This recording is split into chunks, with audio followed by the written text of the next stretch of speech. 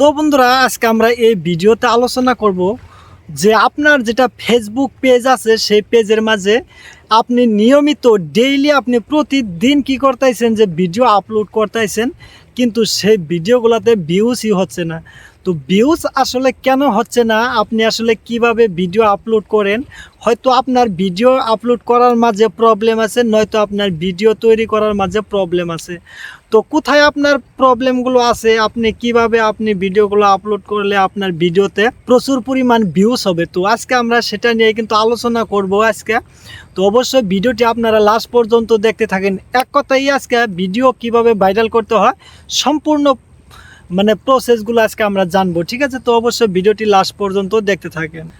দেখেন বন্ধুরা, আমরা সবাই কিন্তু ভিডিও তৈরি করে আমরা কি করি, সেই ফেসবুকে আমরা ভিডিওগুলো আপলোড করি, অথচ আমরা কিভাবে ভিডিওগুলো ভাইরাল হবে তো সেটা নিয়ে কিন্তু চিন্তা করি না। আমরা জদাই মদাই ভিডিও বানিয়ে ডাইরেক্ট আপলোড করে দেই, ভিউজ হয় না, শুধু ভাবি যে ভিউজ হয় না, কিন্তু হয় না কেন এই প্রবলেমটাই তো আমরা জানি না। বন্ধুরা, আপনি যদি শর্ট ভিডিও আপলোড করেন আপনার ফেসবুক পেজের মাঝে, তাহলে আমি সাজেস্ট করব যে আপনার শর্ট ভিডিও মোটামুটি 30 সেকেন্ডের তলে রাখবেন। 30 সেকেন্ডের উপরে কখনোই আপনার শর্ট ভিডিওটি রাখবেন না, তাহলে কিন্তু আপনার সে ভিডিওটি ভাইরাল হয়, তবে আপনার অনেক সমস্যা হয়, তারপর কিন্তু আপনার ভিডিওটি ভাইরাল হতে পারে, নয়তোবা নাও হতে পারে আপনার ভিডিওটি ভাইরাল।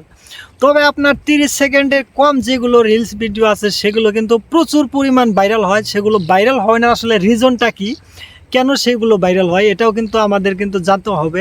আসলে যেগুলা শর্ট যে 30 সেকেন্ডের নিচে, ওইগুলা 30 সেকেন্ডের নিচে যদি হয়, একজন মানুষ যদি মোবাইলটি দেখার সময় স্ক্রল করতে করতে আপনার ভিডিওটি তখন সে মোবাইলে চলে গেল, কি হয় যে আপনার যেটা ভিডিওর ফার্স্ট টাইমে যদি আপনি কিছু, তখনই তার মোবাইল আপনার ভিডিওটি চলে যাবে, কমসে কম 10-15 সেকেন্ড কিন্তু দেখবে তার ভিডিওটি, ঠিক আছে? তারপরে যদি ভালো না লাগে তারপরে সে সেটা স্কিপ করবে, তার আগে কিন্তু করবে না। তো কি হয় যে 10-15 সেকেন্ড যখন আপনার ভিডিও ওয়াচ করবে, তখন কিন্তু আপনার সেই ভিডিওটি 30 সেকেন্ডের মধ্যে যদি 15 সেকেন্ড দেখে, তারপর কিন্তু সেটা আসলে অল্প ট্রেন্ডিংয়ে চলে যায়। তার কারণ হচ্ছে যে ওয়াচ টাইম কিন্তু সেটার 50% হয়ে যায়, তার জন্য সেটা কিন্তু ভাইরালের দিকে যেতে পারে, ঠিক আছে? ভিডিওতে কিন্তু প্রথমে 4-5 সেকেন্ডের একটি হুক তৈরি করতে হবে, আপনার ভালো পয়েন্ট কথা বলতে হবে 4-5 সেকেন্ড প্রথমে, তাহলে কিন্তু যার সামনে ভিডিওটি যাবে প্রথমে 4-5 সেকেন্ড যদি ভালো পয়েন্ট আপনি বলেন, তাহলে সেই পয়েন্টের মাধ্যমে কিন্তু আপনার যে ভিডিওটি সেটা কিন্তু সম্পূর্ণ তারা দেখতে পারে, ঠিক আছে? তারপর হচ্ছে যে আপনি যে শর্ট ভিডিওগুলো আপলোড করেন সেটা কখন কোন সময়ে আপলোড করেন, এটাও কিন্তু একটি ভালো একটি পজিশন। আপনি যদি সব সময় যদি যদাই মদাই যদি আপনি ভিডিও আপলোড করেন, সেইগুলা ভিডিওতে কিন্তু ভিউজ হয় না।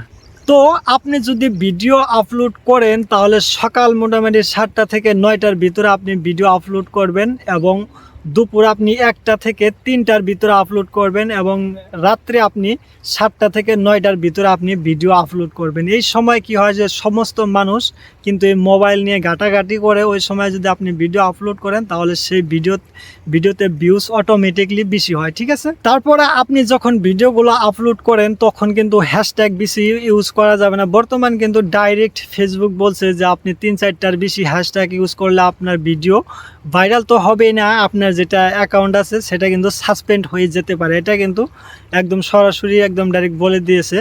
তাই আপনি হ্যাশট্যাগ সবসময় কম ইউজ করবেন এবং সঠিক হ্যাশট্যাগ আপনার ভিডিওতে ইউজ করবেন। তো এই মাধ্যমগুলো আপনি যদি মেনে চলেন তাহলে দেখবেন যে কিছুদিনের মধ্যে কিন্তু আপনার যেটা ভিডিও সেগুলো কিন্তু ভাইরাল হবে।